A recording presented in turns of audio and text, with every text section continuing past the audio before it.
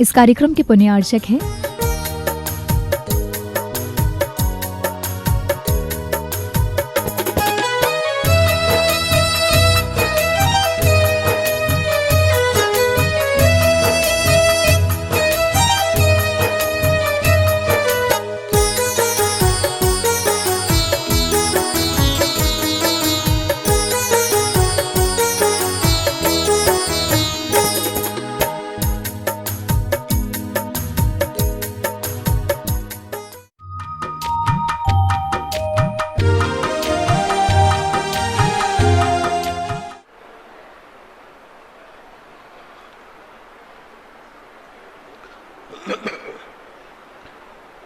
नमो अरिहन्ताणं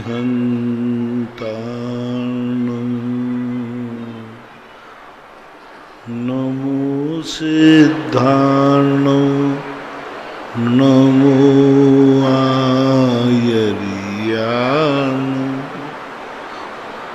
नमो वज्रायाणं नमो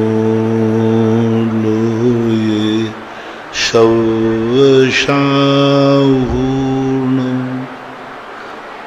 पंच परमिष्टि भगवान की जय। आचार्य श्री गुरुवर कुंद महाराज की जय। आचार्य श्री गुरुवर विद्यासागर महाराज की जय। परम पूजनी निर्व्यापक श्रवण मुनि श्री सुधा सागर जी महाराज की। सभी श्रोतागण एवं जिज्ञासु श्री को नमोस्तु करें।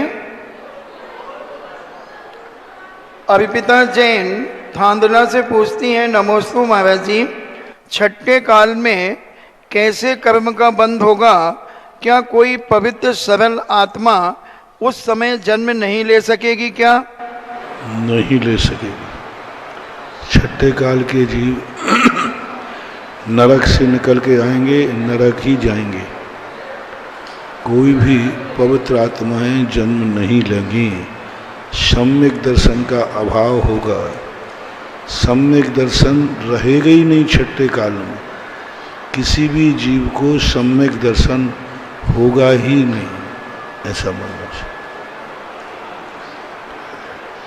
धर्मेंद्र जैन ललितपुर से पूछते हैं, महाराज जी, भगवान महावीर स्वामी का जन्म कौन से काल में हुआ था और कितने वर्ष उस काल के बाकी थे?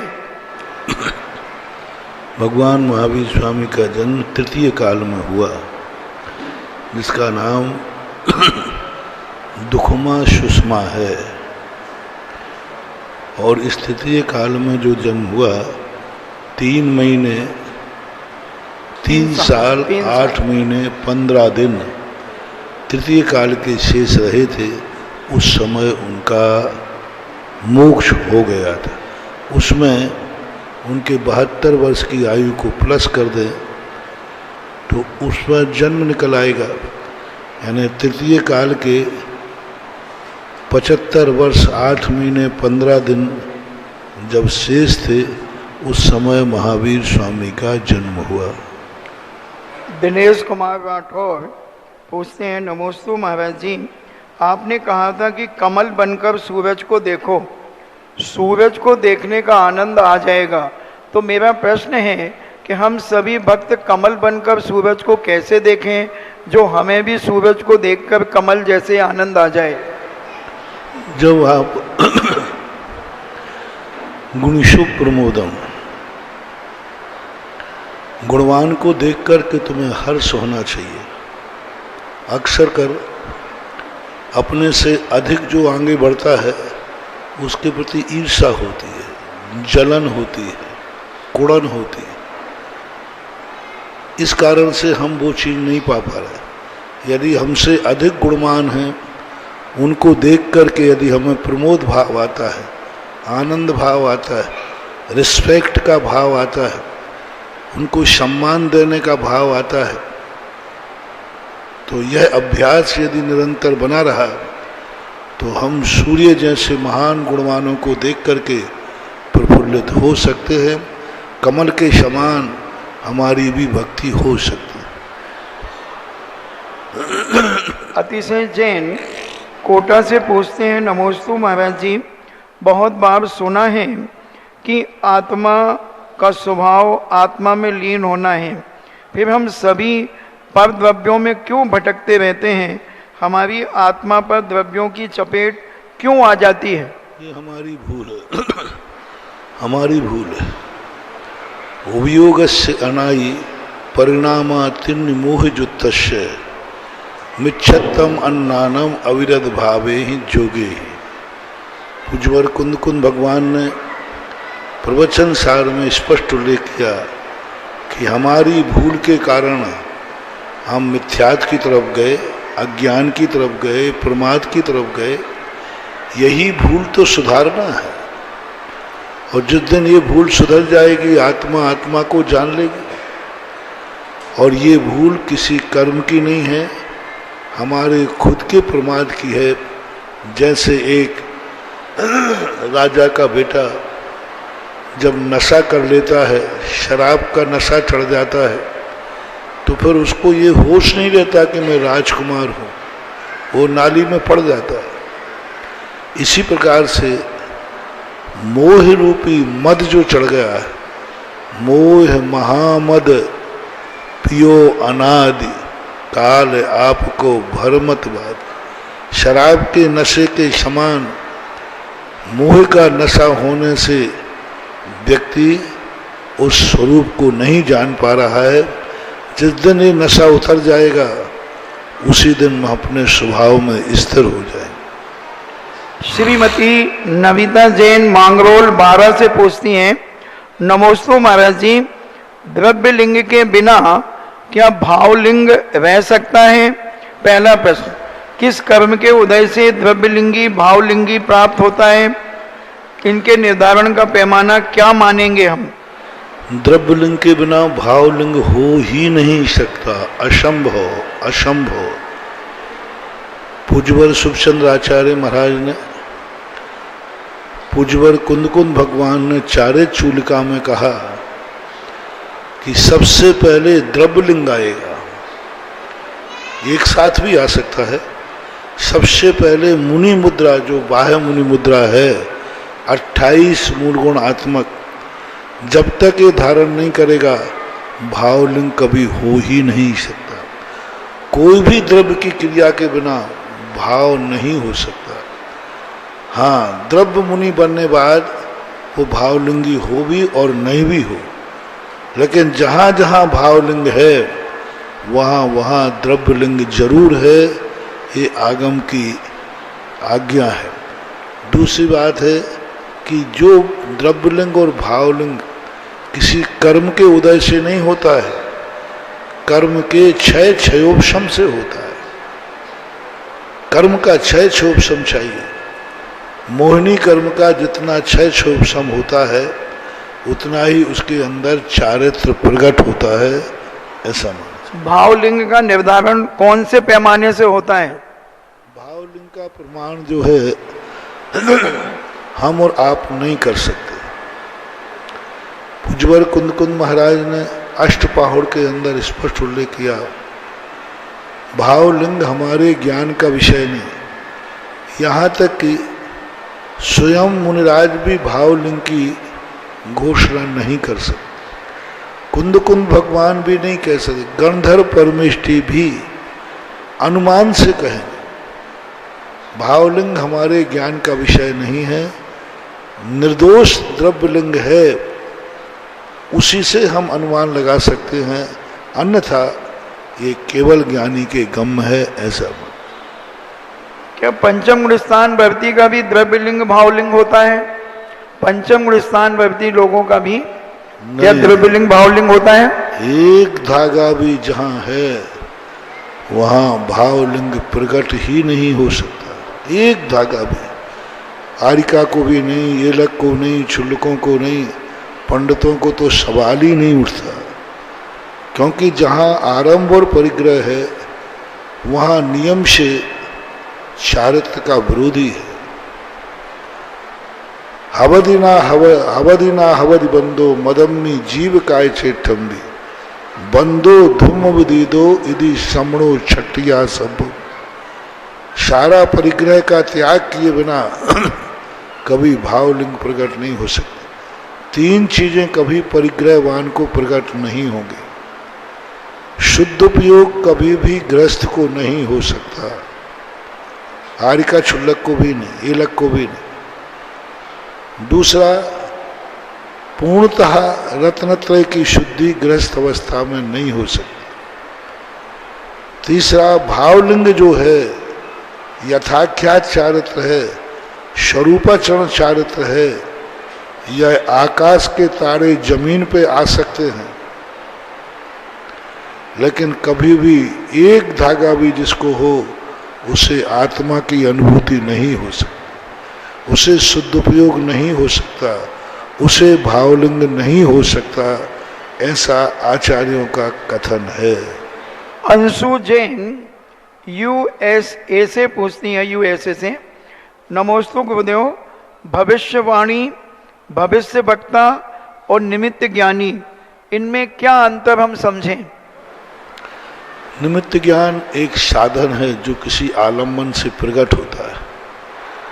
उसी आलम्बन को लेकर के कोई भविष्यवाणी कर देता है, भविष्य वक्ता बन जाता है, क्योंकि अनुमान,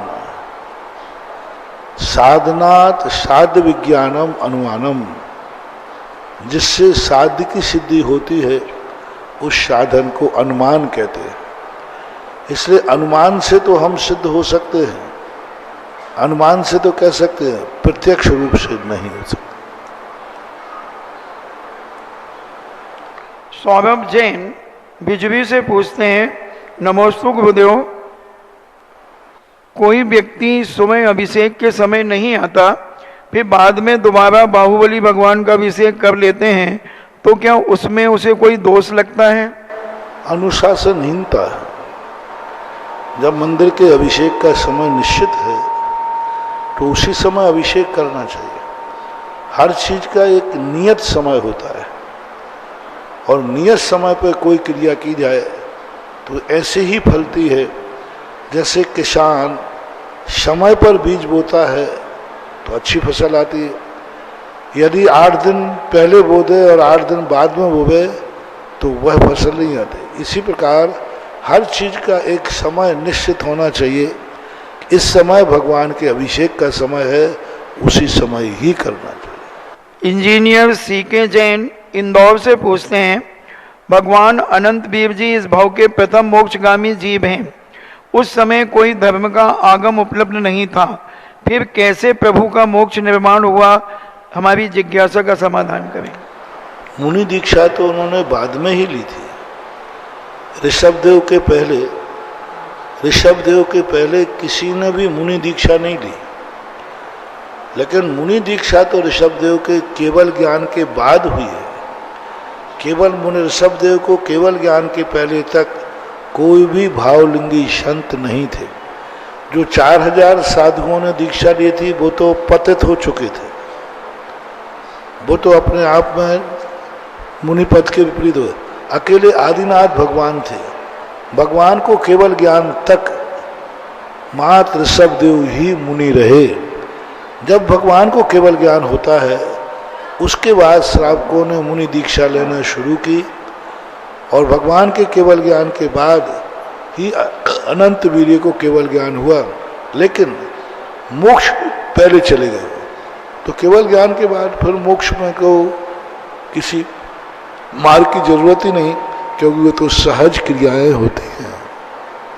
आशा सेठी महावीर नगर कोटा से पूछती हैं, नमोस्तु महाराज जी, पुरुषार्थ सिद्धि उपाय ग्रंथ में मुख्य विषय क्या है? पुरुषार्थ सिद्धि उपाय मुख्य रूप से पूज्यवर अमृतचंद सूरी महाराज ने श्रावकाचार का वर्णन किया, श्रावकों की आचार संहिता का वर्णन किया, और उन्होंने राग द्वेष आदि कषायों को वास्तविक भाव हिंसा कहकर के लोगों के परिणामों को निर्मल करने की बात कही। इसलिए पुरुषार्थ सिद्ध उपाय को एक प्रकार का श्रावकाचार ही है। जैन किशनगढ़ बिहार से पूछती हैं, नमोस्तु महाराज जी, हमारे यहाँ साधु संत आते हैं और हमने बक्तांबर के रिद्धि मंत्र का जाप उन्होंने हमें करवाया तो 1008 लौंग से, पर अब हम उन लौंगों का क्या उपयोग कर सकते हैं? आगम में तो ऐसी कोई भाषा लिखी नहीं उनका उपयोग करने के लिए। उनको विसर्जित करके पूजा के समान उसको वहीं मंदिर में छोड़ देना चाहिए। श्रीमती माधवी जैन बनगांव से पूछती हैं, मेरे आराध्य गुरुवर के चरणों में बारंबार नमोस्तु। महाराज जी, कई लोग संपन्न होने के बावजूद भी फिर भी रोते रहते हैं कि मेरी किस्मत खराब है, तथा जो दुखी हैं उनका तो समझ में आता है कि वो किस्मत खराब है, परंतु जो सब प्रकार से सुखी हैं फिर भी कहते हैं कि मेरी किस्मत खराब है। तो ये इसमें किस प्रकार का पाप का बंध होता है? इसी संबंध में विगत 8 दिनों से इसी के प्रवचन चल रहे। सुखी आदमी दुखी देखने में आ रहा है, जो सब तरफ से सुख है फिर भी दुखी है, सब तरफ से सुख है लेकिन फिर भी दुखी है। प्रातःकाल के प्रवचनों को आप यूट्यूब आदि से सुन सकते हैं, क्योंकि ये विशद व्याख्या 8-10 दिन से चल रही है कि हम उन दुखों को पहले काबू पाएं जो दुख है ही नहीं। पैर में कांटा लग गया ये दुख ठीक है, बुखार आ गया ये ठीक है, लेकिन जो दुख है ही नहीं फिर भी तुम दुखी हो रहे हो, और इतने दुखी हो रहे हो कि हर व्यक्ति दुनिया से नहीं, तुम अपने आप से भी दुखी हो। कितने लोग हैं जो अपने आप से दुखी हैं? आज प्रातःकाल कहा था, कितने लोग हैं जो अपनों से दुखी हैं। और जो अपने से और अपनों से दुखी होता है उसका कहीं भी निदान नहीं है, उसकी कोई मंत्र नहीं है। तो इस प्रकार की बातों को आप प्रातःकाल प्रवचन में सुनिए, सुखी व्यक्ति कैसे दुखी है। राजेंद्र जैन मेरठ से पूछते हैं, नमोस्तु गुरुदेव, मेरी जिज्ञासा है निगोदिया जीव कर्मबंध कैसे करता है? क्योंकि कर्मबंध तो 9 कोटि से होता है और वहाँ केवल शरीर है। निगोदिया जीव क्या कसाई भी करता है? वह किससे राग करता है, किससे मोह करता है? तो उसे कर्मबंध किस प्रकार से होता है? जो है असमर्थ व्यक्ति किसी से राग नहीं करता, लेकिन राग करता है क्योंकि उसके पास कोई वस्तु ही नहीं है। फिर भी वो निगोदिया जीव अपने आप में परिणामों में कलुषित बना रहता है। उनके कसाय होती है, उनकी लेस्या होती है, उनका श्रुत ज्ञान होता है, उनकी स्पर्शन इंद्री होती है। तो उनका ज्ञान स्पर्शन इंद्री के माध्यम से जो कुछ भी ग्रहण करता है उसी के अनुसार उसके परिणाम बनते बिगड़ते रहते हैं। डॉक्टर मंजुला जैन रायपुर छत्तीसगढ़ से पूछती हैं, नमोस्तु गुरुदेव, क्या दूसरे ग्रहों पर भी जीवन है? पृथ्वी के जैसे पुराणों में जैसे शुक्र ग्रह, शुक्राचार्य, बृहस्पति आदि हैं, तो इन पर देव भी रहते हैं या मनुष्यों के भी मकान बने होते हैं? जो ग्रह हैं ऊपर, तारे, ग्रह, नक्षत्र वगैरह, उनमें केवल देवताओं के ही विमान हैं या मनुष्यों के भी ग्रह मकान हैं? नहीं, देवताओं के ही विमान हैं। ज्योतिष के नाम के देव वहां पर वास करते हैं।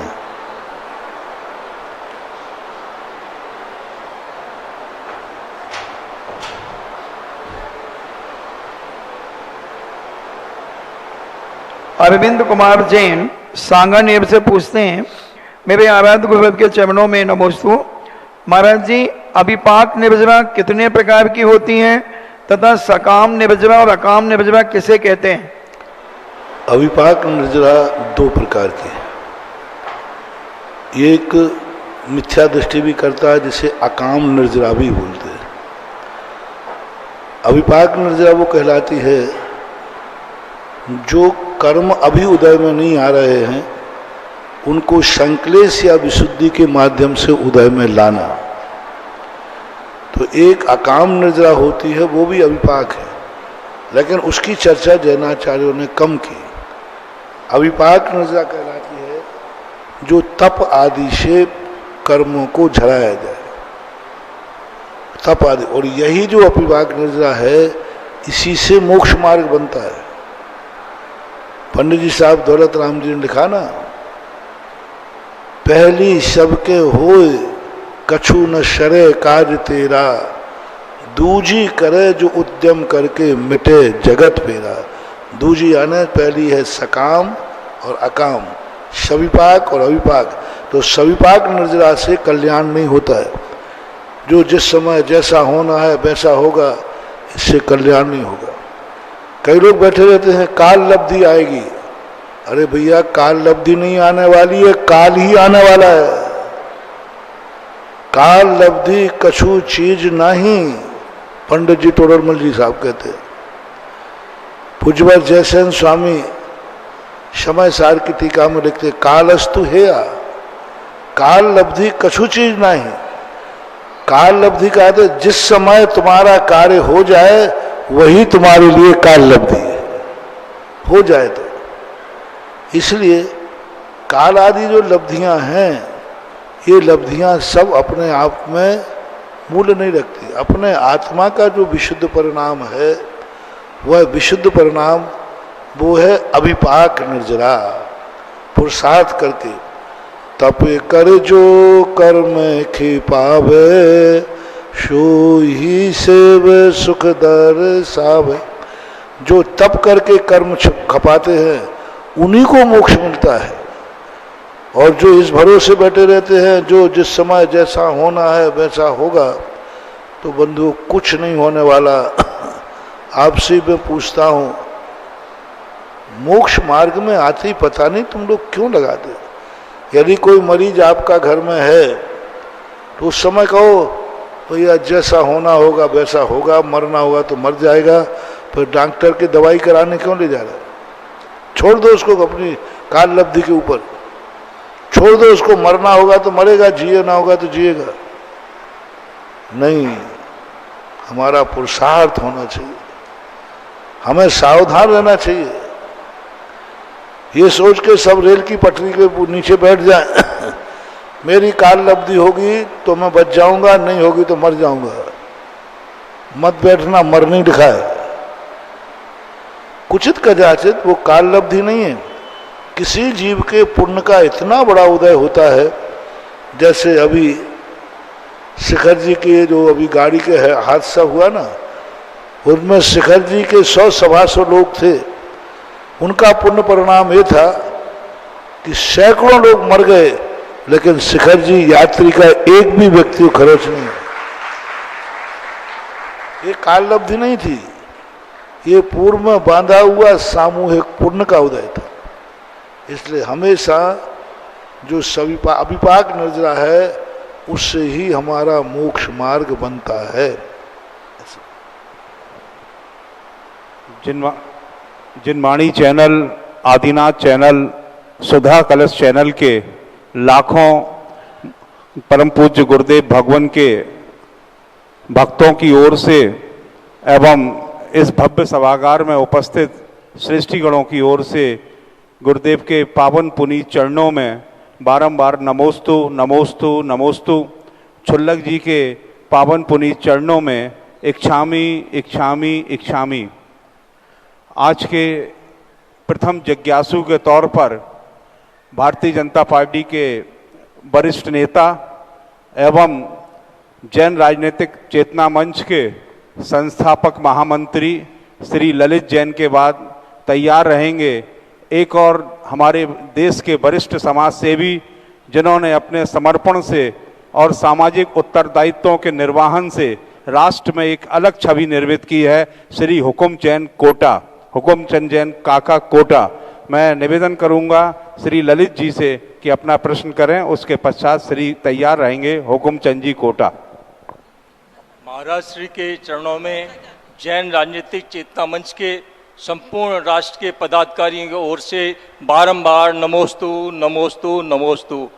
छुल्लक जी के चरणों में इच्छामी इच्छामी इच्छामी। महाराज श्री जब प्रथम लोकसभा थी तो जैन समाज के 45 सांसद थे। आज लोकसभा में जैन समाज की स्थिति शून्य हो गई है। जैन समाज की राजनीति में रुचि कम होती जा रही है। राजनीति करना बहुत महंगा होता जा रहा है। कोई संगठन नहीं है, राजनीतिक चेतना मंच ने जागृत करने का प्रयास किया, परंतु उसके लिए आर्थिक संसाधनों की भी दिक्कत है और संपूर्ण राष्ट्र में लोग उसके साथ जुड़ें, इसके लिए आपके परम आशीर्वाद की जरूरत है। महाराज श्री, आप हम सबको आशीर्वाद दें कि जैन राजनीतिक चेतना मंच समाज की ये पूर्ति कर सके। एक युग ऐसा था जब सदा राजा जैन ही होता था, क्योंकि जैन राजा के स्थिति में हमेशा आचार विचारों का महत्व होता है। राजनीति जैनियों की हाथ में थी और जितने भी जैनी हैं ये सब क्षत्रिय थे वंश से। एक भी जैन जाति ऐसी नहीं है जिसकी उत्पत्ति किसी राजा से ना हो। सभी जितनी जातियां हैं सब क्षत्रिय हैं और क्षत्रिय का नाम ही राजा दूसरा नाम माना जाता था। लेकिन धीरे धीरे राजनीति विकृत होती गई और आज की राजनीति इतनी विकृत हो गई कि अच्छे लोग सामने आना नहीं चाहते। आजकल की राजनीति वही है जो अराजक तत्व हैं, जो क्रिमिनल हैं, गुंडागिर्दी करते हैं, वही उन लोगों के लिए ही ये सब कुछ हो गया। इसलिए अच्छे लोग दूर हट गए। लेकिन इस स्थिति में यदि हम दूर हटते जाएंगे तो राजनीति से सभी अच्छे लोग हट जाएंगे, मात्र रह जाएंगे वो जो योग्य नहीं है। अतः अच्छे लोगों को जागना चाहिए। शिवा खेड़ा ने लिखा है, देश इसलिए नहीं है बर्बाद कि यहाँ गद्दार लोग रहते हैं, देश इसलिए बर्बाद है कि अच्छे लोग चुप रहते हैं। अच्छे लोग आगे आते ही नहीं। तो आज के युग में जैनियों को, क्योंकि राजनीति कानून की नीति है, यदि कानून में अच्छे लोग नहीं जाएंगे, आपके लोग नहीं जाएंगे, तो ये कानून तुम्हारे लिए मिटा देगा। राजनेता तुम्हें बर्बाद कर देंगे। आज जैनियों की कोई बकत नहीं रहती। पूरे जिले में लाखों लाखों जैनी हैं और एक विधायक नहीं बन पाता, एक सांसद नहीं बन पाता। इतनी पार्टियां हैं वो जैनियों को टिकट नहीं दे पाती। क्यों? मूल कारण है हमारे जैनियों ने कभी भी एक संगठित होकर आवाज नहीं उठाई। आवाज उठाते हैं, एक उठाता है बस, दूसरा उसी बाजू में खड़ा चुपचाप खड़ा रहता है, वही नारा लगाए और वही नारा का उत्तर दे। इनकलाब, दूसरा नहीं बोलेगा, उसी को बोलना है जिंदाबाद। तो सबसे बड़ी चीज है आज कि राजनीतिक स्तर पर संगठन की जरूरत है। पूज्यवर वीरसेन स्वामी महाराज ने धबला जी में स्पष्ट उल्लेख किया, कलऊ एकता बलम। कलिकाल में एकता ही शक्ति है।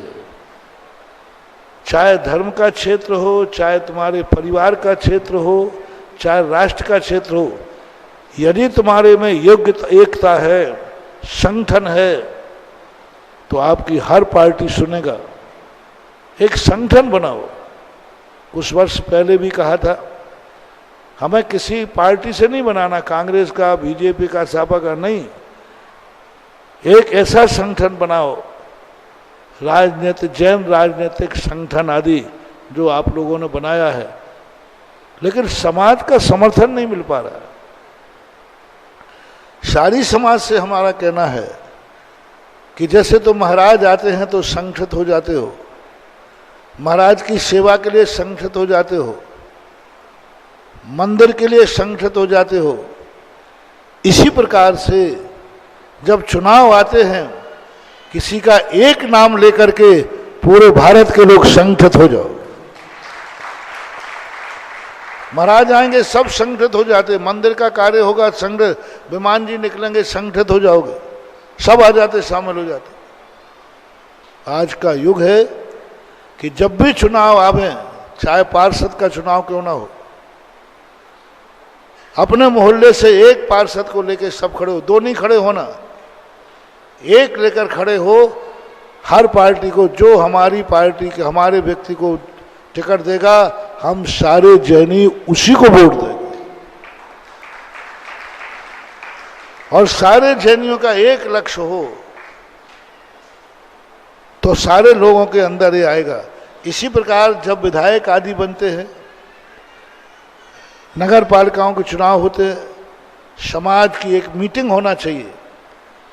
जब महाराज आते हैं तो आपके समाज की मीटिंग हो जाती है, पंच कल्याणक होते हैं तो मीटिंग हो जाती है।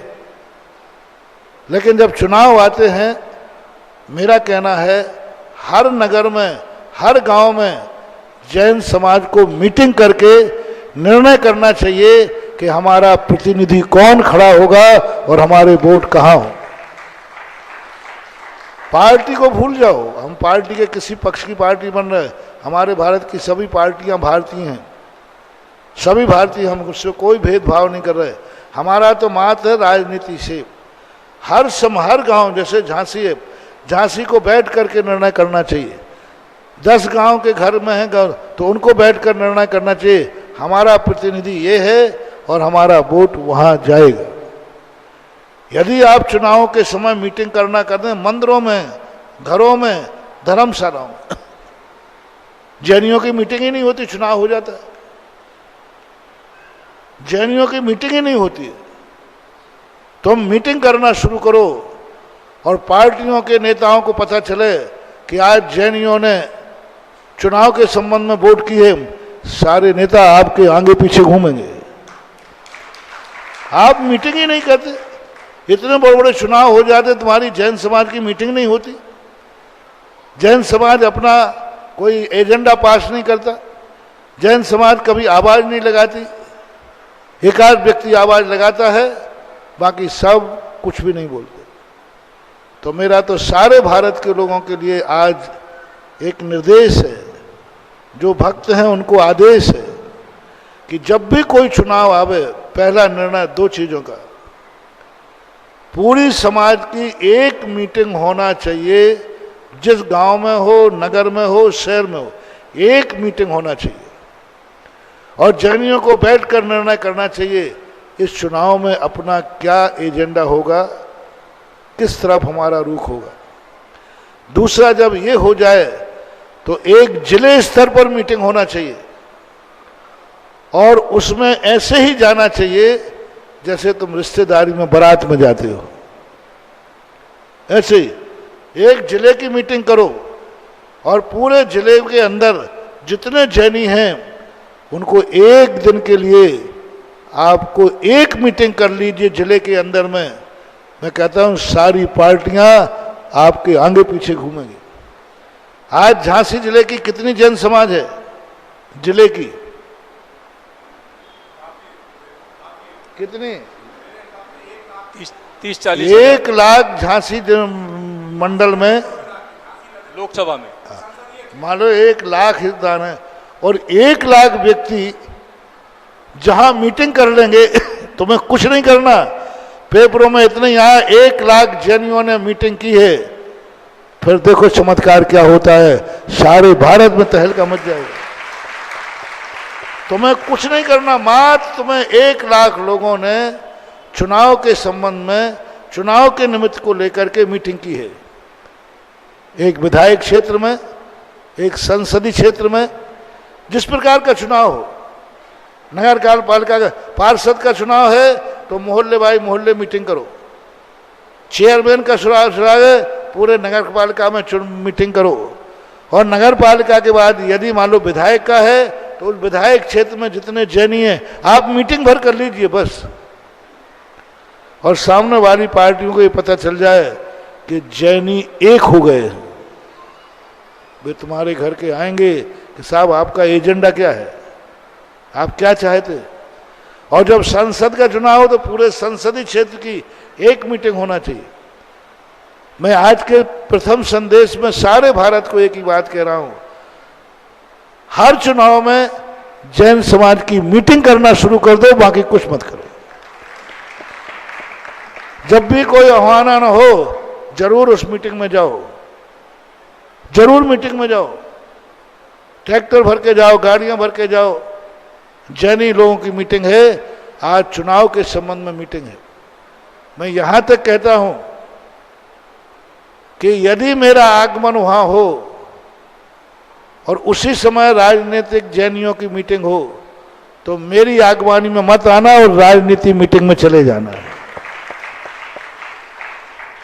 मान लो दोनों दिन एक दिन पड़ जाएं और चुनाव के संबंध की मीटिंग है, निर्णय करना है कि हमारा वोट किसको जाए और हमारी मांगें किसकी हों, हमारे कितने प्रतिनिधि हैं। यदि इस संगठन की वोट हो तो आपको वहां जाकर के संगठन दिखाना चाहिए।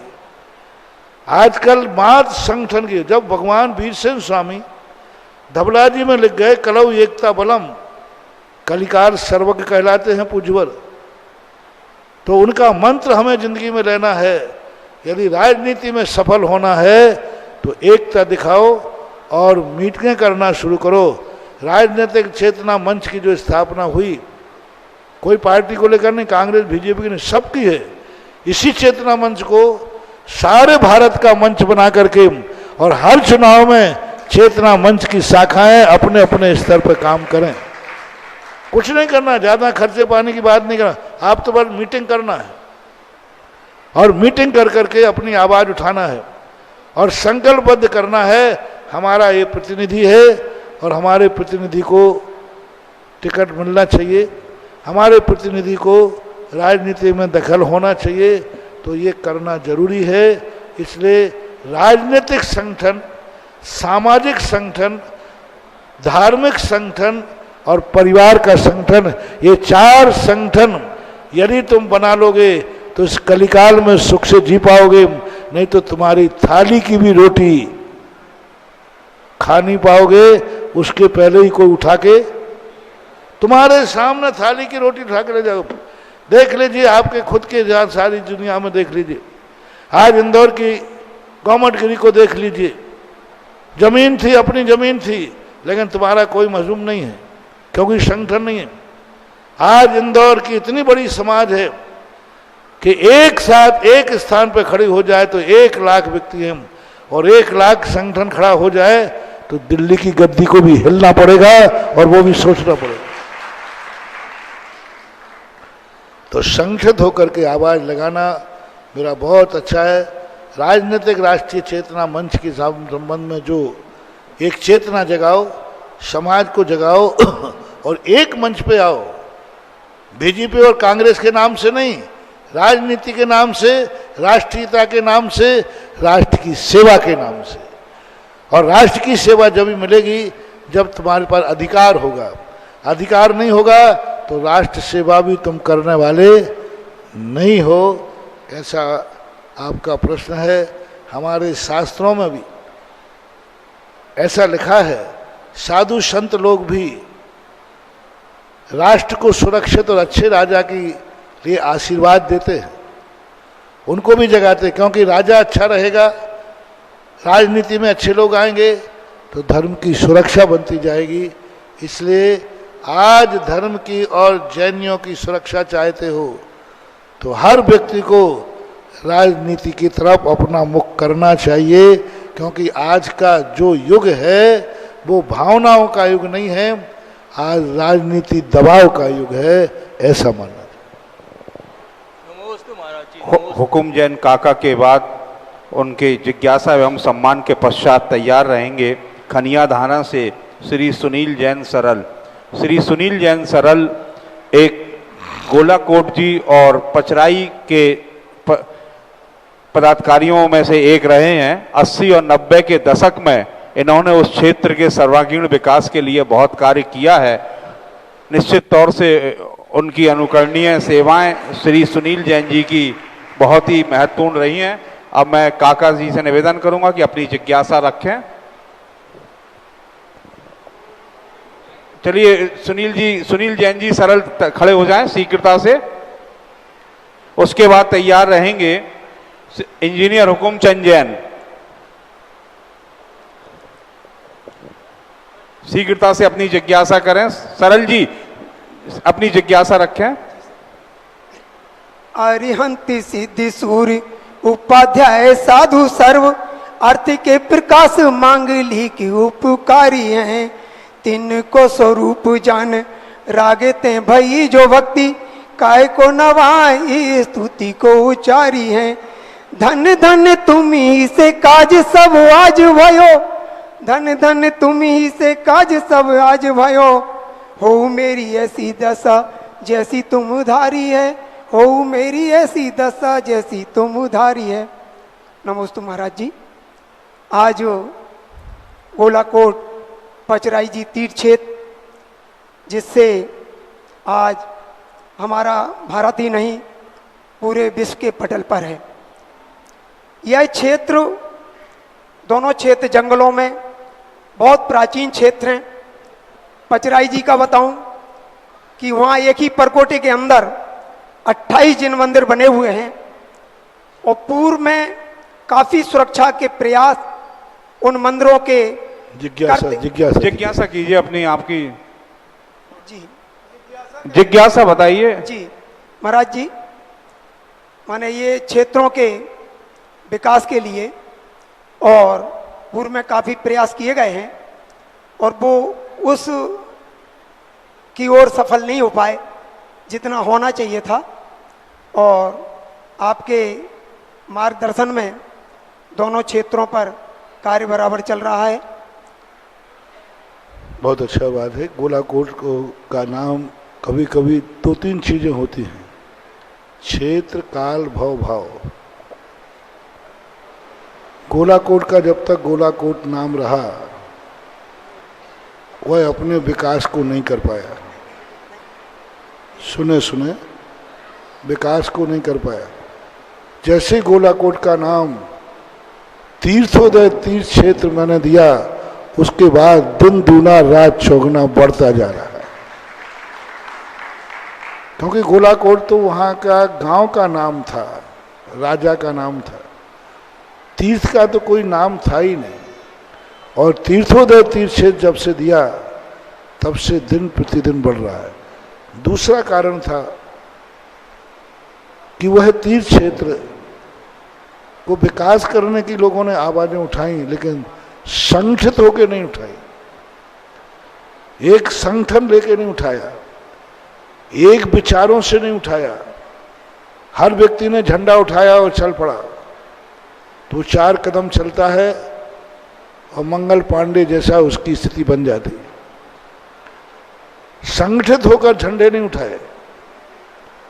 84 मथुरा ने कई बार प्रयास किए उसको उठाने का, लेकिन नहीं, क्योंकि संगठित नहीं हो पाए, एक विचार नहीं बन पाए। मैं जब वहां पहुंचा था, मैंने सबसे बड़ी एक कमी देखी और मैंने उस तीर्थ को सारे भारत के लिए खोल दिया।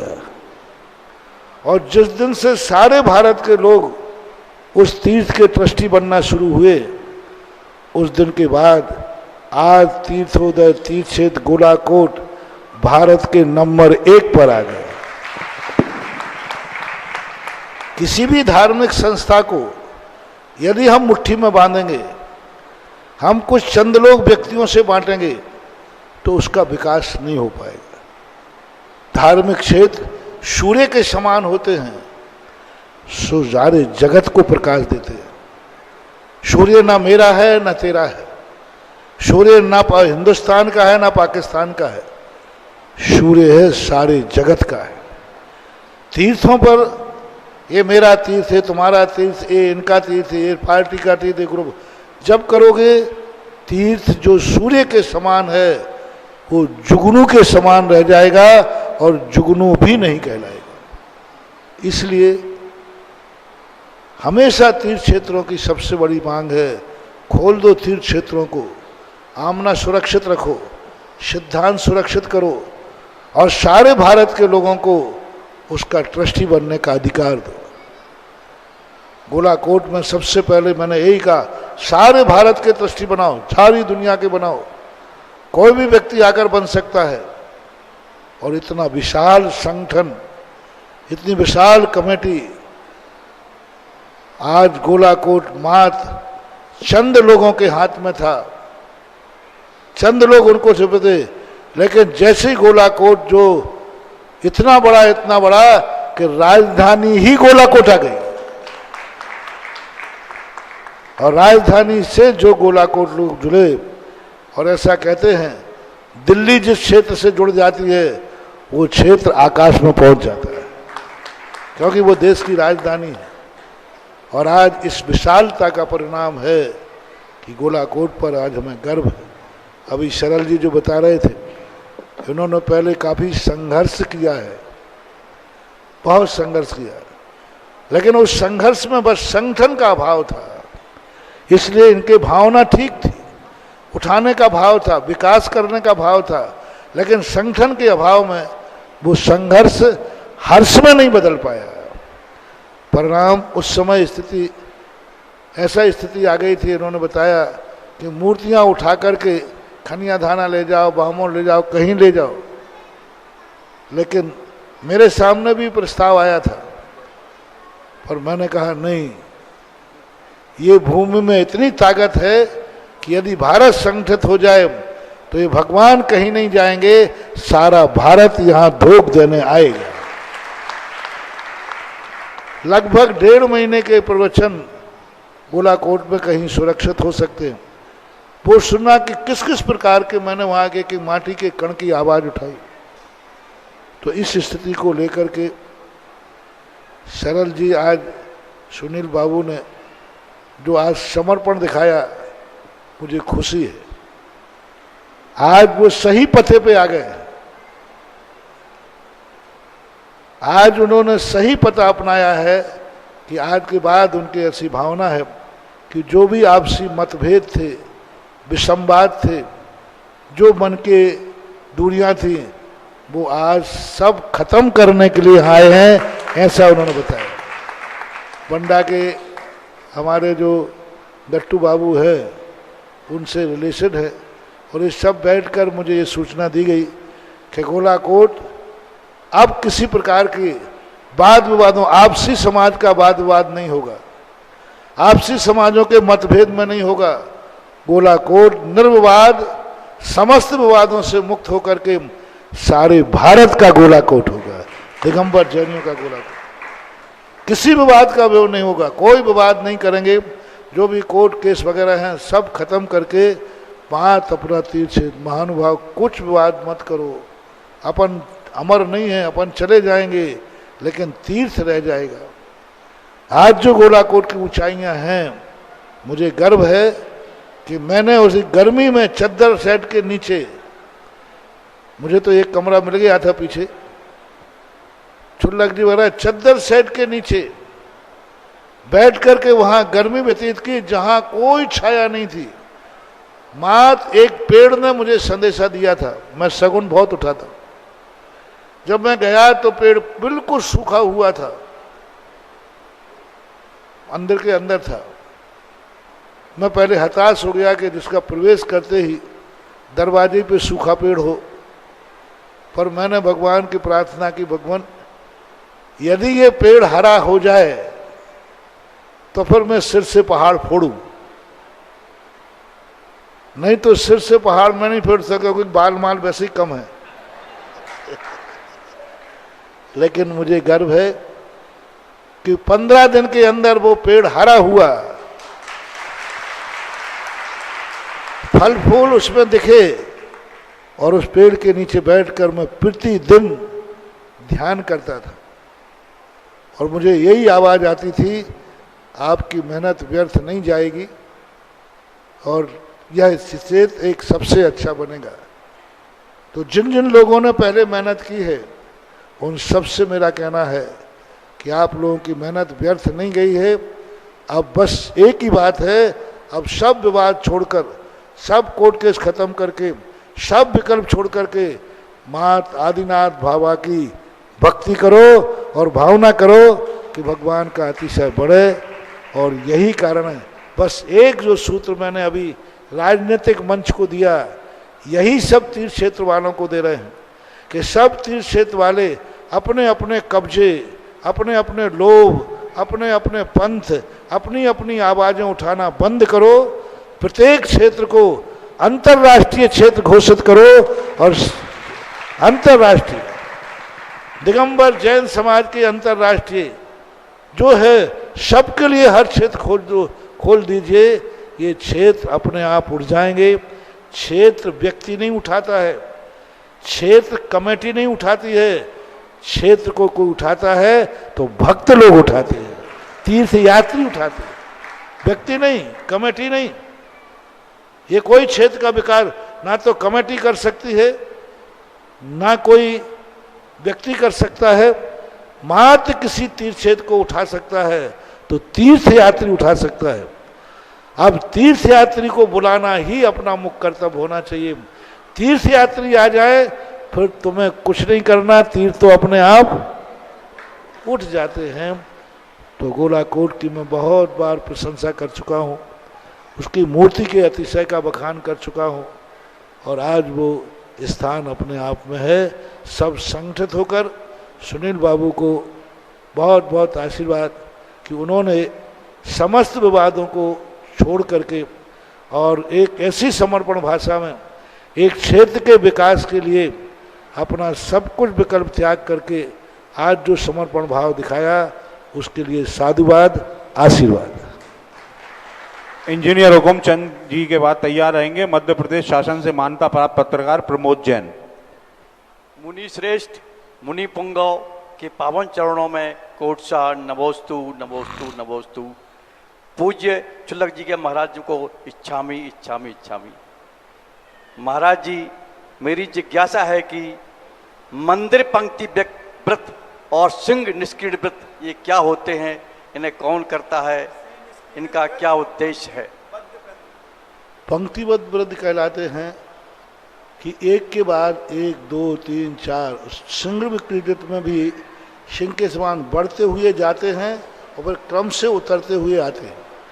तो इस प्रकार के उपवास, कोई 6 उपवास, 1 आहार, 7 उपवास, ऐसे करके उनकी विधि पूरी की पूरी व्रत विधान संग्रह नाम का एक ग्रंथ है। और हरिवंश पुराण के अंतर्गत पूरी इनकी अलग अलग विधियां लिखी हैं। चंद्रायन व्रत अलग है, पंक्तिबद्ध अलग है, मुर्जर अलग है। मुर्जर व्रत लिखा उन्होंने, अभी 2-3 दिन पहले भी आया था। तो सबसे अच्छा सुंदर वर्णन हरिवंश पुराण के अंदर इन सब व्रतों की पूरी विधि लिखी है, किस विधि से उपवास किए जाते हैं। प्रमोद जैन के बाद तैयार रहेंगी देवर्षि जैन झांसी।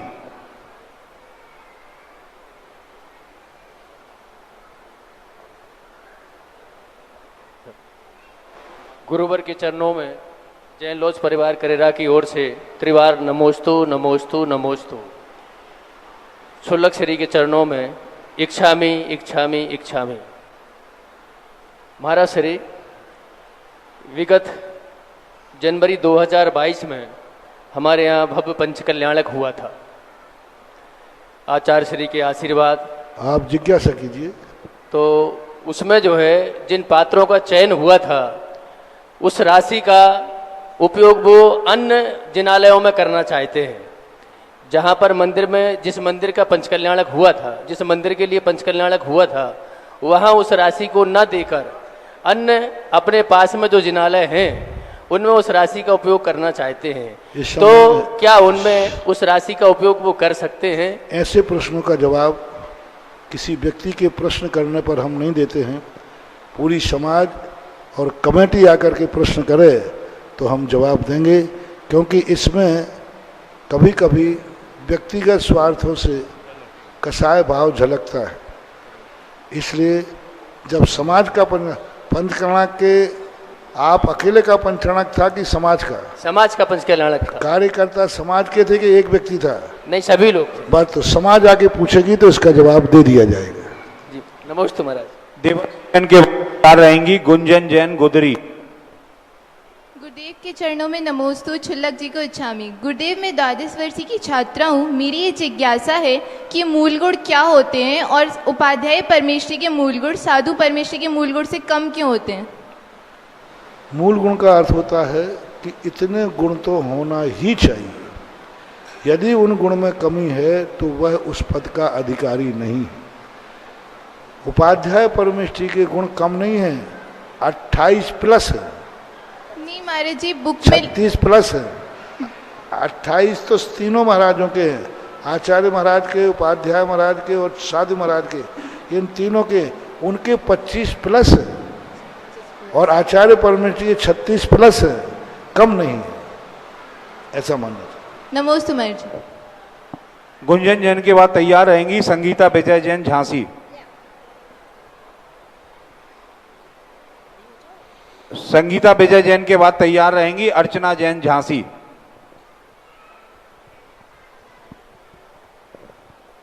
पूज्य गुरुदेव के चरणों में नमोस्तु, छुल्लक जी के चरणों में इक्षामी। महाराज जी, मेरा ये जिज्ञासा है कि 9 बार नमोकार मंत्र पढ़ने को एक विशेष नाम कायोत्सर्ग क्यों दिया गया है, और किसी भी कार्य करने से पहले या बाद में 9 बार ही नमोकार मंत्र पढ़ने को क्यों बोला जाता है, ज्यादा या कम बार क्यों नहीं? पहली बात है कि 9 बार नमोकार मंत्र को कायोत्सर्ग संज्ञा बहुत बाद में दी गई, प्रचलन में आ गई, रूढ़ आ गई। कायोत्सर्ग का अर्थ होता है एक निश्चित समय के लिए अपने शरीर के प्रति ममत्व का त्याग कर देना। धीरे धीरे वो ममत्व का त्याग करने का चंचलता के कारण तो लोगों ने कहा 9 बार नमोकार मंत्र पढ़ो। नमोकार मंत्र में मन लगाना ही शरीर के प्रति अपनी उपेक्षा भाव आ जाता है, एक बात। दूसरी बात, 9 बार नमोकार मंत्र का मूल अर्थ है कि अंक 9 ही होते हैं, 9 से आगे कोई अंक होता ही नहीं, फिर रिपीट होता है। सही संख्या देखी जाए तो 1 से 9 तक ही है, 9 के बाद संख्या का एंड है, फिर 10 आएगा तो 1 आएगा, 11 आएगा तो 1 आएगा, 1 से 9 तक ही संख्या होती है, उसके बाद उसका संयोग होता है। तीसरा कारण है कि उतना किसी भी चीज के लिए उतनी देर के लिए मन को पवित्र करने से उस कार्य का मंगलाचरण हो जाता है, इसलिए भी उतना समय निश्चित किया गया है। बाकी यदि हम 10 करते तो भी आप प्रश्न करते कि 10 क्यों किया, 8 करते तो भी प्रश्न करते। तो ये कुछ संख्याएं ऐसी होती हैं जो संख्याएं किसी क्षेत्र के लिए सगुण होती हैं। जैसे अभी 2-3 दिन पहले मैंने कहा था, आप लोगों का जन्मदिन या शादी आदि की सालगिरह 25वीं आती है तो क्यों खुश हो जाते हो, 24 में क्यों नहीं हुए, 26 में क्यों नहीं हुए, 24 में ही आप लोग क्यों उसको कहते हो रजत आदि, 50 में। तो ये कुछ अंक होते हैं, ये अंक किसी कार्य के लिए सगुण होते हैं। तो ये धार्मिक कार्यों के मंगलाचरण के लिए 9, 108, 1008 ये शुभ अंक हैं, सगुण अंक हैं और शुभ का संकेत देने वाले हैं, इसलिए इनको कर दिया। संगीता विजय जैन के बाद तैयार रहेंगी अर्चना जैन झांसी। महाराज जी के चरणों में नमोस्तु नमोस्तु नमोस्तु, छुल्लक जी के चरणों में इच्छामी इच्छामी इच्छा। महाराज जी, मेरी जिज्ञासा यह है कि मंदिर में दान देना श्रेष्ठ है कि किसी जरूरतमंद की पढ़ाई कराना भी उतना ही अच्छा है? दोनों समय समय का स्थितियां हैं, जरूरत कहाँ है, उपयोगिता कहाँ है, उसको देखा जाता है। हमारे यहाँ हर चीज़ का विधि द्रव्य दात्री 5 विशेषात तद विशेषता, एक बात। दूसरी बात, जरूरतमंद को जो दी जाती है वो दान की कोटि में नहीं आता, वो सहयोग की कोटि में आता है। और जो पात्र को दिया जाता है, देवशास्त्र गुरु को दिया जाता है, वह दान की कोटि में आता है। पूज्यवर जिनसेन स्वामी महाराज ने महापुराण में एक समदत्ति कहा है, अपने साधर्मियों के लिए, कमजोर व्यक्तियों के लिए जो दिया जाता है इसको सहयोग कहा जाता है, दान नहीं कहा जाता। दान हमेशा पात्र को दिया जाता है और हमारे दर्शन में पात्र देव शास्त्र गुरु को मुख्य पात्र कहा गया है। इससे जब दान देना है तो मंदिर में आदि में देना पड़ेगा, सहयोग करना है तो आप लोग अपने आप में किसी का भी सहयोग कर सकते हैं। पात्र को दान देने से मोक्ष मार्ग बनता है और सहयोग करने से संसार संभलता है। संसार को संभालना है, संसार में यदि अच्छी तरह जीना है तो सहयोग करो, जरूरतमंद का सहयोग करो, उसमें ऐसा पुण्यबंध होता है जिससे तुम्हारा संसार संभलता है। और संसार से ऊपर उठना है, मोक्ष मार्ग में जाना है तो पात्र को दान दो, वो संसार से ऊपर उठाता है। निर्णय आपके हाथ में है कि आपको क्या करना है।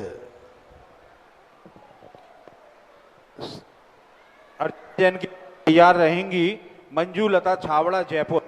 हे भगवान नमोस्तु, हे भगवान इच्छामि। महाराज श्री अपने आप 5 पाप बताए हैं, हिंसा, झूठ, चोरी, कुशील, परिग्रह। तो आज व्यक्ति इतना चाहे जितनी उम्र हो जाए पर परिग्रह कम नहीं करता है। तो मेरा प्रश्न है कि परिग्रह व्यक्ति को कितना करना चाहिए और परिग्रह के अंतर्गत क्या क्या आता है? परिग्रह क्या पाप नहीं है? परिग्रह हमारे यहाँ परिग्रह की संख्या और क्वांटिटी से मतलब नहीं है। हमारे पूज्य उमा स्वामी महाराज ने परिग्रह की बहुत अच्छी परिभाषा है, मूर्छा परिग्रह।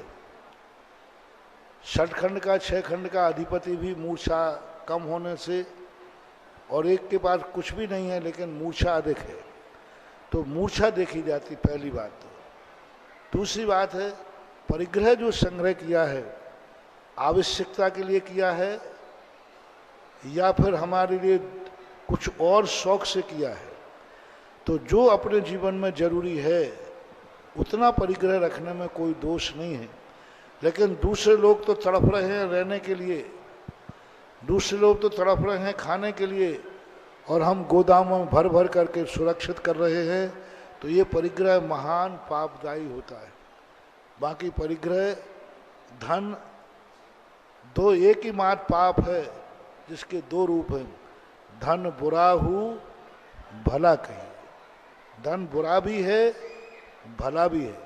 अच्छे कार्यों को परोपकार की तरफ मोड़ दोगे तो अच्छा है, और गलत कार्यों की तरफ मोड़ दोगे तो बुरा है, ऐसा मानना चाहिए। हर गीत के पीछे एक साज होता है, हर बात के पीछे एक राज होता है। चांद को देखो तो उस पर भी एक दाग होता है। बिगड़ी हुई तकदीर संवर जाती है उसकी जिनके सिर पर मेरे गुरुवर सुधा सागर जी का हाथ होता है, मेरे गुरुवर सुधा सागर जी का हाथ होता है। महाराज जी के चरणों में बारंबार नमोस्तु, चुल्लक जी के चरणों में इच्छामि। महाराज जी दोपहर की क्लास में जीव कांड जी ग्रंथ में निगोदिया जीवों का वनस्पति काय आदि का प्रकरण चल रहा है। निगोदिया जीव जो अनंतानंत हैं और पूरे लोक में ठसाठस भरे हैं, तो निगोदी में जीव किस कर्म के कारण से जन्म लेते हैं, हम उससे कैसे बचें महाराज जी, ये जिज्ञासा है। आगम में अलग से उपजातियों का उपस्थानों का कारण नहीं दिया है कि यही कारण निगोद का नियामक है। कहीं दिए हैं तो भावना के, जैसे उन्होंने दिया अस्मण पाउगम गन्नादि ते निगोद पात्र। जो ग्रहण करने योग्य नहीं है, जो करने योग्य नहीं है, ऐसा कार्य कोई करता है तो वो निगोद का पात्र होता है अपने भूख। तो ऐसे कोई स्थानों पे कहे, लेकिन सिद्धांत ग्रंथों में अलग से कोई कारण नहीं कहा। त्र्यंच गति होने से माया त्रियज्ञो नश्य, ये सब तो आया है।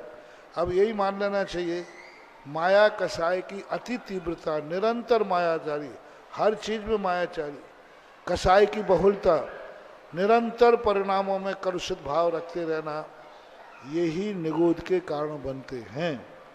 बाकी अलग से कोई ऐसा कारण दिया है ऐसा सिद्धांत ग्रंथों में नहीं है। चरणानुयोग में, भावना ग्रंथों में जरूर निगोद की चर्चाएं आती हैं, तो उनको नियामक नहीं माना जाता, ऐसा माना। जगत पूज्य गुरुदेव के अनन्य भक्त एवं ललितपुर जनपद के लब्ध प्रतिष्ठित समाज सेवी परिवार लकी बुक डिपो से श्रीमती स्मिता जैन एवं संजीव जैन आखिरी प्रतिभागी के तौर पर। परम पूज्य मुनिवर के चरणों में बारंबार नमोस्तु नमोस्तु नमोस्तु। चुल्लक जी के चरणों में बारंबार इच्छामी इच्छामी इच्छामी। महाराज जी समस्त परिवार की तरफ से नमोस्तु एवं इच्छामी।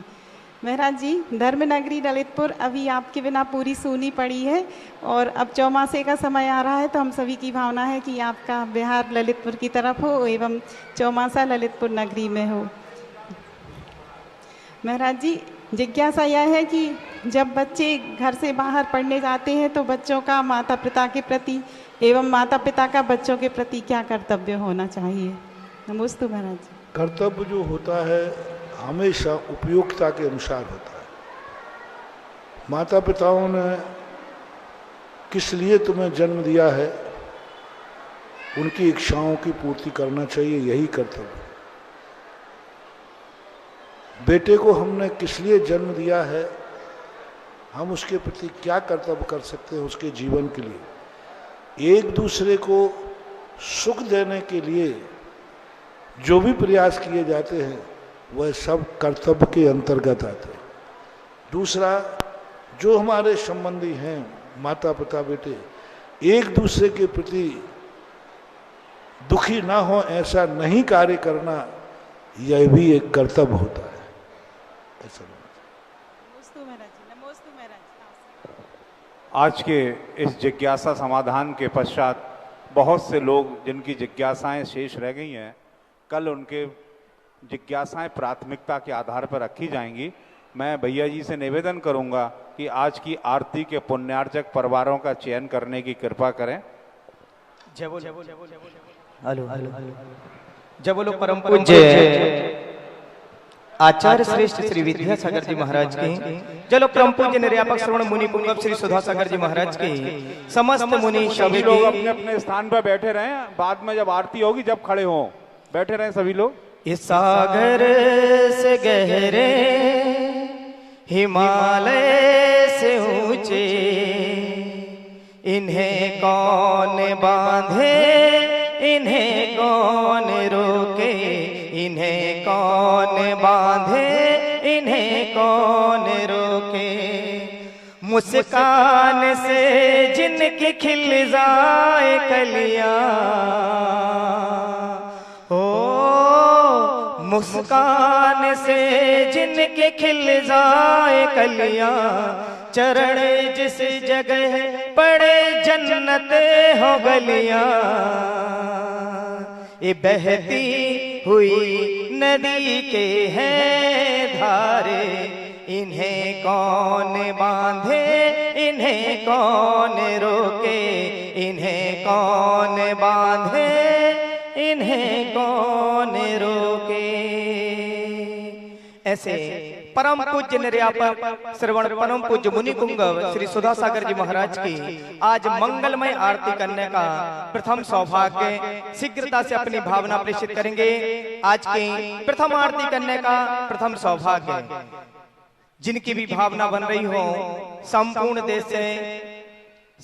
देश से यहाँ पर श्रेष्ठीगण उपस्थित हैं और वह अपनी भावना लेकर आए हैं कि आज हम बिना आरती किए हुए नहीं जाएंगे। इसलिए वह सौभाग्यशाली परिवार होगा। 21,221 रुपए पीछे से आवाज आई, 21,221 रुपए, 21,221 रुपए एक, 21,221 रुपए दो, 21,221 रुपए जो बड़े वो पावे आज की मंगलमय आरती करने का सौभाग्य। आगे वाले भैया क्या करना है, अभी पीछे से है। 21,221 रुपए, 21,221 रुपए एक, 21,221 रुपए दो, 21,221 रुपए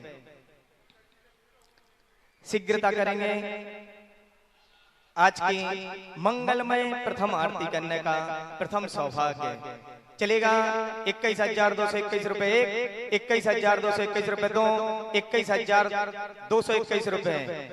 आज जो झांसी का सबसे अधिक पुण्यशाली परिवार है, ऐसा परिवार कि जिनके परिवार में आज परम पूज्य निर्यापक श्रवण मुनि पुंगव श्री सुधासागर जी महाराज का मंगल आहार भी संपन्न हुआ। इस परिवार को आहार दान देने का सौभाग्य अर्जित है। आज वह सौभाग्यशाली परिवारजन होंगे। शीघ्रता से अपनी भावना प्रेषित करेंगे। 21,221 रुपए एक, 21,221 रुपए दो और 21,221 रुपए एक, दो, तीन। और यह सौभाग्य अर्जित किया है श्रीमती पुष्पा देवी जी जैन, श्रीमान प्रभात कुमार जी, श्रीमान ज्ञानेंद्र कुमार जी, हर्षित स्पर्श रश्मि नम्रता किंजल यशिका जैन, समस्त कुंज बिहारी मंदिर परिवार झांसी जोरदार तालियों से स्वागत करेंगे। और इस परिवार को आज आहार दान देने का सौभाग्य अर्जित हुआ है। साथ ही साथ आज की मंगलमय प्रथम आरती करने का सौभाग्य अर्जित हुआ है। चलिएगा द्वितीय थाल से मंगलमय आरती करने का सौभाग्य 21,221 रुपए, 21,221 रुपए, 21,221 रुपए, 21,221 रुपए दो, 21,221 रुपए। हमारे सामने तीन महान भाव हैं, तीनों तरफ से बोलियां चल रही हैं, लेकिन जो बढ़ेगा वह आज की मंगलमय आरती का सौभाग्य अर्जित करेगा। शीघ्रता से अपनी भावना प्रेषित करेंगे। 21,221 रुपए 21,221 रुपए दो और 21,221 रुपए एक दो। तालियां नहीं बजती, पहली बार झांसी में ऐसा देखने में आता है, जब हम बोलते हैं तब आप तालियां बजाते हो। अरे तालियां ज्यों ही बजाते हो तो जिनकी भावना होती है वह और भी उत्कृष्ट हो जाती है, उनके मन के भाव भी बन जाते हैं कि हमें आज मंगलमय आरती करना है। 21,221 रुपए 21,221 रुपए दो, 21,221 रुपए। चाचा जी क्या करना है? आज की मंगलमय आरती करने का सौभाग्य। अरे आपकी मुस्कुराहट बता रही है कि आरती तो करना है, लेकिन बस भावनाएं आपको बनाना है। नाम हम यहाँ से घोषित करेंगे, चलेगा? 21,221 रुपए 21,221 रुपए दो और 21,221 रुपए एक दो तीन। और यह सौभाग्य अर्जित किया है श्रीमान मनोज कुमार जैन चिरगांव वाले एवं उनकी धर्म पत्नी श्रीमती साधना जैन और उनकी बड़ी बहन जो सागर से आई हुई है। चलेगा? आज की तृतीय मंगलमय आरती करने का सौभाग्य। चलेगा? तृतीय मंगलमय आरती करने का सौभाग्य 21,221 रुपए 21,221 रुपए 21,221 रुपए एक 21,221 रुपए दो 21,221 रुपए। शीघ्रता करेंगे। चलेगा? 21,221 रुपए 21,221 रुपए दो और 21,221 रुपए एक दो तीन। और यह सौभाग्य अर्जित किया है। ऐसे हमारे गुरु अभी बैठे रहे, चिंता मत करो, आप लोग जल्दी उठ के आते हो। जिनकी बोली नहीं होती है वो जल्दी उठ के आगे आ जाते हैं, उनको आगे नहीं रहना है। अपने स्थान पे आपको दीपक दिया जाता है, आपको अपने स्थान पर ही खड़े होकर आरती करना है। जिनकी आरती की बोली रहती है वह आएंगे। ऐसे हमारे गुरु भक्त परिवार जो अभी 2 दिन पहले आए थे, पूरे राजस्थान की यात्रा करते हुए सभी जगह शांति धारा और अभिषेक करते हुए आए थे। ऐसे श्रीमान सोमचंद जी, संजीव कुमार जी, राजीव कुमार जी जैन, लकी बुकडपो परिवार ललितपुर, जोरदार तालियों से हम इनका स्वागत करेंगे। और आज इन्होंने तृतीय थाल से आरती करने का सौभाग्य अर्जित किया। इसी क्रम में आज के चतुर्थ थाल से आरती करने का सौभाग्य क्या करना है? 11 के 21 चलेगा? 11,111 रुपए 11,111 रुपए 11,111 रुपए 11,111 रुपए दो और 11,111 रुपए एक दो तीन। और यह सौभाग्य अर्जित किया है हमारे श्रीमान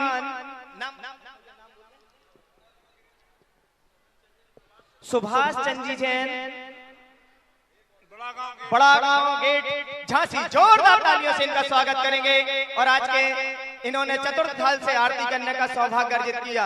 एक और हमारे महान भाव पीछे से उंगली उठा के बता रहे थे, यदि उनके भी भाव हो कि हम भी मंगलमय आरती करने का सौभाग्य अर्जित करें तो 11,000 रुपए की राशि के साथ में आप भी। चलेगा? पहले स्वीकृति ले लो उनकी, मुस्कुराहट के साथ में स्वीकृति दे दे, चुकी है थाल। और आएंगे आज की मंगलमय आरती करने का सौभाग्य।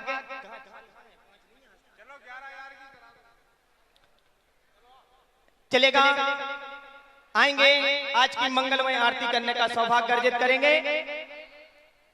सभी लोग अपने थोड़ी सी भाभी आप लोग पीछे हो जाओ, जिनकी आरती की बोलियां हैं उन्हें आगे आ जाने दें, आगे आ जाने दो। आगे आहारदान परिवार कहाँ गया हमारा? चलेगा?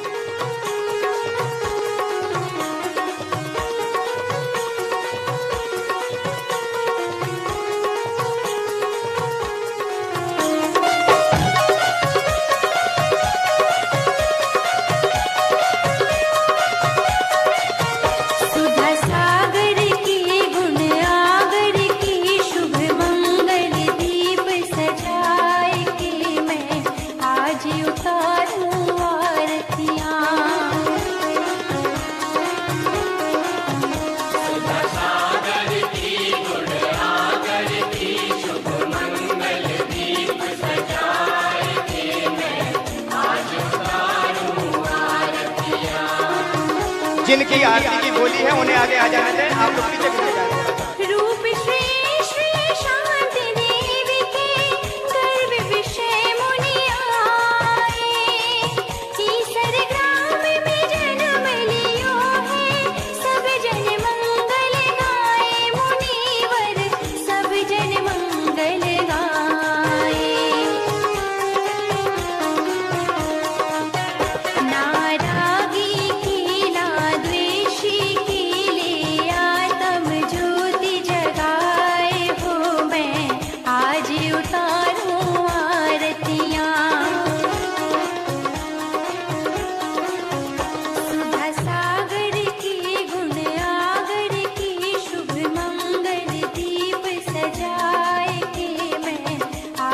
उतारूं आरतियां।